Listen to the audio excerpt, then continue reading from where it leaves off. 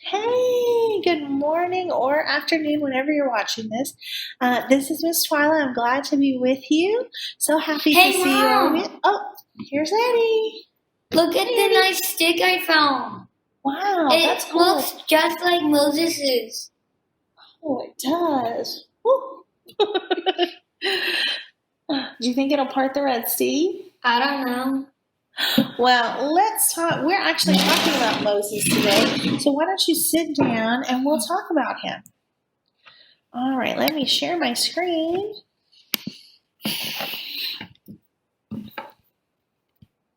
All right, look at that big sea. Today we're going to talk about something way harder than what happened in the story last week. God's family, the Israelites, needed to cross a huge sea, this sea. But they didn't have airplanes, Eddie, or submarines, Or ships. or ships. That's what Regular boats. Or regular boats. That's what some people might call a predicament, which is basically a fancy way to say it's a tough situation.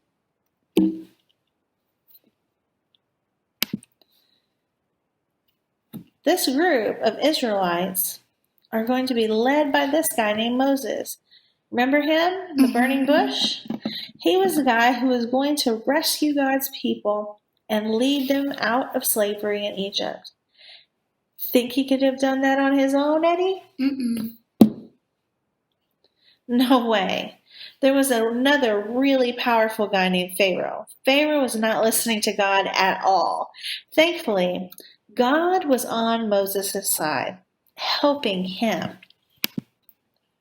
So let's watch this video and pay attention to the amazing things God did to free his family.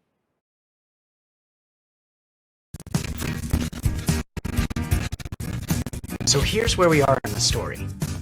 The Israelites had been slaves for years and years, and they wanted out. So they cried out to God, "Rescue us!" But Pharaoh wouldn't let them go. No. So God sent some trouble to Pharaoh.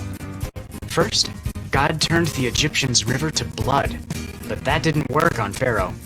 No. Then he made frogs invade Egypt. There were frogs everywhere. No. Then God sent zillions of gnats and flies, but still Pharaoh wouldn't let the Israelites go.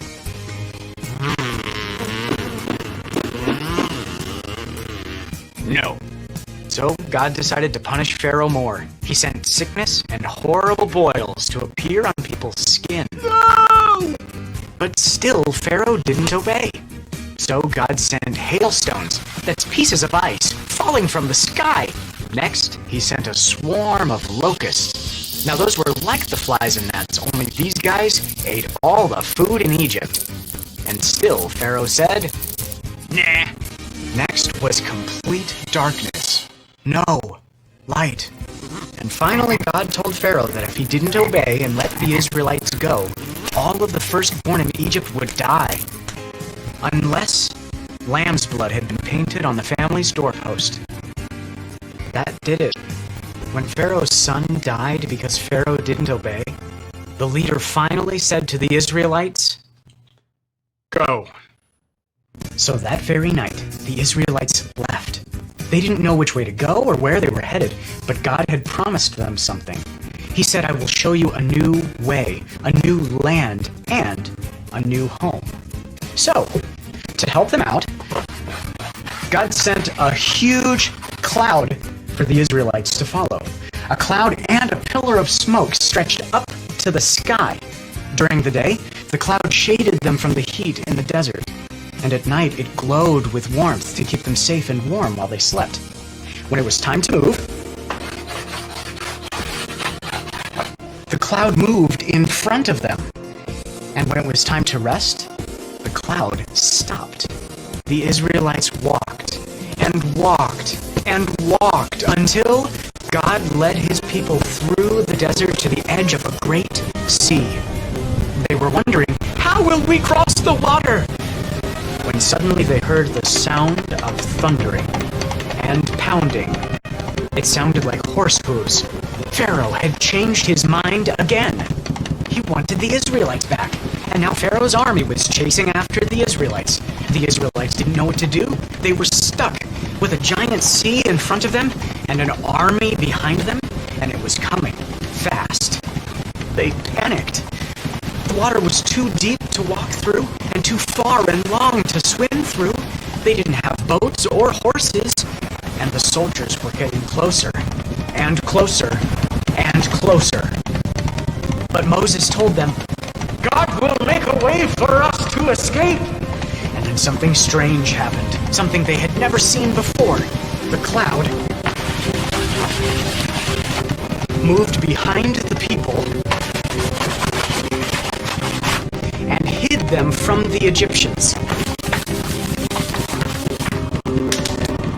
God told Moses to raise his hands and his staff, and God sent a strong wind to blow on the water. The wind blew all night long. It blew some of the water to the left and some to the right until there were two towering walls of water, and right in the middle was dry land.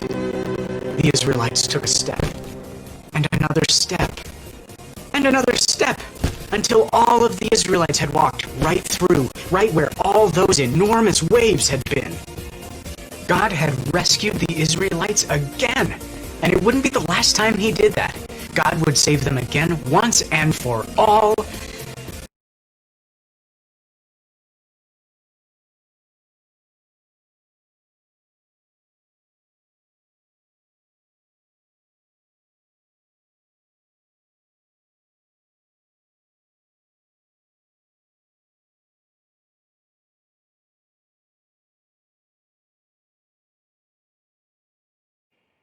Wow, that's an awesome story. Mm-hmm. So, God was with his people the whole time. What did God do when Pharaoh said no at first? What did he do? If you said he sent plagues, which were a warning to Pharaoh, then you were right. He should have said yes, but he didn't. He had to send more and more.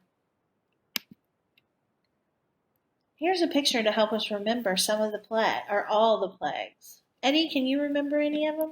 I remember the river turning into blood, the frogs taking over Egypt, and spots getting all over everyone's skin, and flies and gnats flying around everywhere. Yeah. And then those, what was it called? The locusts? Locusts ate every food in Egypt, and then God sent darkness, and then God told the leader to Pharaoh to paint God's family's door with lamb. You're close. blood. He didn't tell Pharaoh that, but he told his people to paint the lamb blood over. And then what happened to Pharaoh's son because he didn't have lamb blood? He died. He did die. That's sad. And then he finally said what to God's people? Go. Go. He was like, it's time for y'all to go. Wait. And also, remember the hailstones? Yeah, they were their help. So after all those plagues, Pharaoh finally agreed to let God's people be free. But Pharaoh didn't stick with that decision for long. He changed his mind and decided he didn't want them to leave. Thankfully, they had a head start. Anyone remember what happened when they reached the sea? Moses. Yeah, Moses. By that time, Pharaoh had sent his men to go capture God's family. But God parted the sea. So it wasn't really, God was working through Moses. He told him to raise his staff, didn't he? Mm-hmm. And his left hand. Yep. And God parted the sea, allowing his family to cross the dry land. That really was amazing. As soon as they crossed, the water closed. If you found out a really powerful guy that had sent his army after you, you might be scared like God's family. But God was there for them. Moses reminded them that God would provide a way. Moses trusted God, and he knew he had a plan. Let's listen to this video about identity. I wonder what identity is. Let's find out. At least they know how to spell the word identity. Yep. Today we're talking about identity. That's kind of a big word, but identity just means who you are. Let me break it down for you. Maybe you're a guitar player, but that's not who you are. Maybe you're really funny. That's not who you are either. Maybe you're adopted, or you really like sports, or you wear glasses, or you're a brother, or a sister, or you like science, or you're an artist. Those things might all be a part of you, but they're not who you are. Because all those little things that are a part of you are just that, one part of you. They don't make you you. God does that. The only real identity you have, the thing that makes you who you are, is this. You're made by God and loved by God. You may feel like you're supposed to be a lot of things, but you only need to listen to God. Because he loves you, he's always with you, and he has a plan for you. Because you're his kid. We all are. So we can trust him and follow him wherever he wants to take us. And that, in a nutshell, is identity.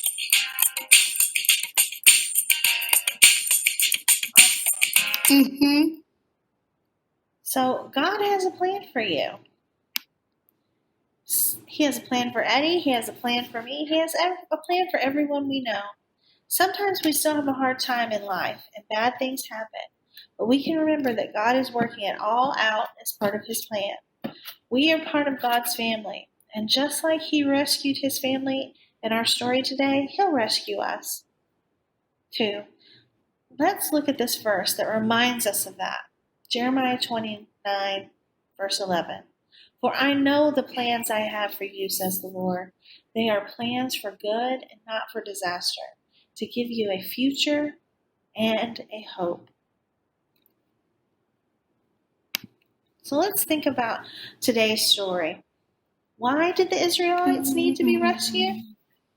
You said it was because they were slaves in Egypt? You are so smart and right. What special person did God send to help rescue the Israelites? Did you say Moses? Yep, you're right. How did God rescue his people even after Pharaoh chased them?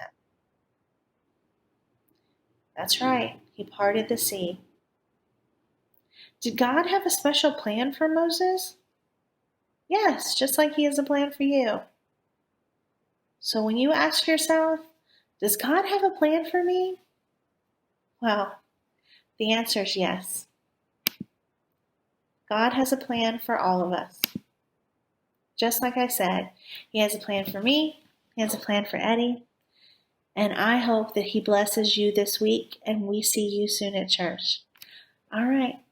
Have a good day. Bye.